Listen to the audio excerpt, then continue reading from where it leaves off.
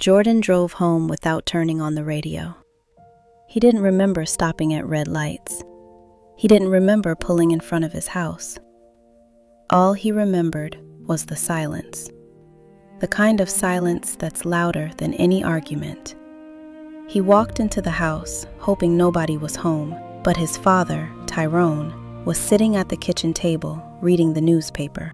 One look told him everything. Jordan's shoulders were slumped.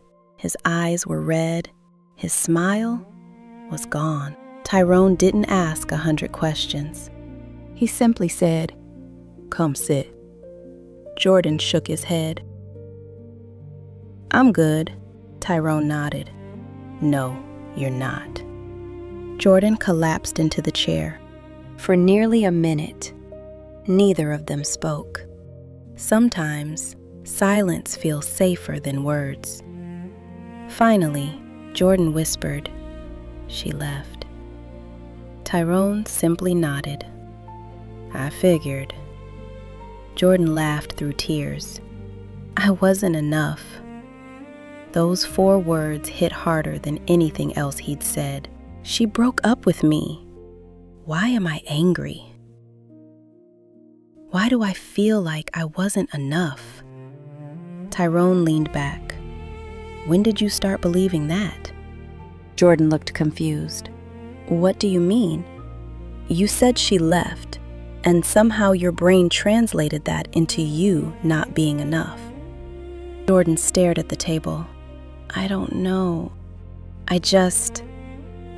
If I were better, if I looked different, if I made more money, if I texted more, if I wasn't so emotional, maybe she'd still be here." Tyrone listened without interrupting. Every insecurity, every regret, every imagined mistake, he let his son empty every thought he'd been carrying.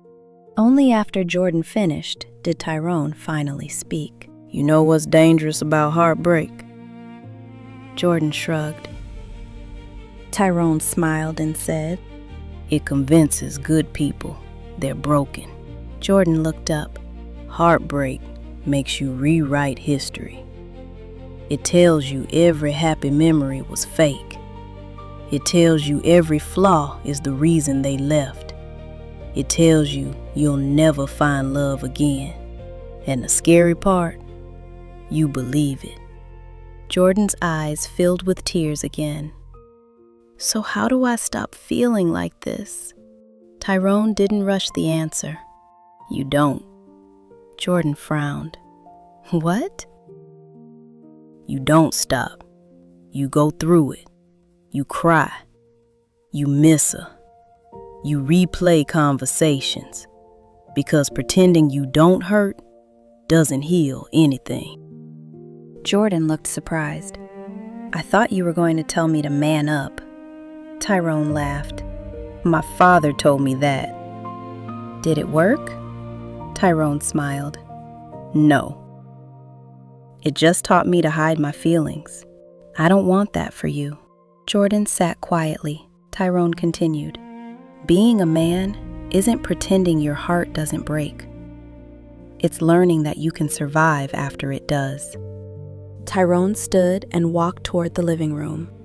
He returned carrying an old photo album. Jordan looked confused. "What's that?" Tyrone smiled. "My first heartbreak." Inside were pictures of Tyrone at 19, standing beside a young woman, laughing, holding hands, looking exactly the way Jordan and his girlfriend once looked. "You loved her?" Tyrone nodded. "I thought I was going to marry her." "What happened?" "She left." Jordan looked shocked. "You never told me. You looked happy." "I was." "So how did you get over her?" Tyrone smiled. "I didn't." Jordan looked confused again. Tyrone explained. "I grew around the pain. I learned from it. I became someone stronger because of it. The pain got smaller because my life got bigger." Jordan sat quietly, thinking about those words. Then one day, I met your mother." They both smiled. "If my first heartbreak hadn't happened, you wouldn't be sitting here." Tyrone looked directly at his son. "I know it doesn't feel like it today, but someone leaving your life doesn't automatically mean they were supposed to stay." Jordan nodded slowly. "And someone loving you doesn't determine your value." Tyrone stood and placed a hand on Jordan's shoulder.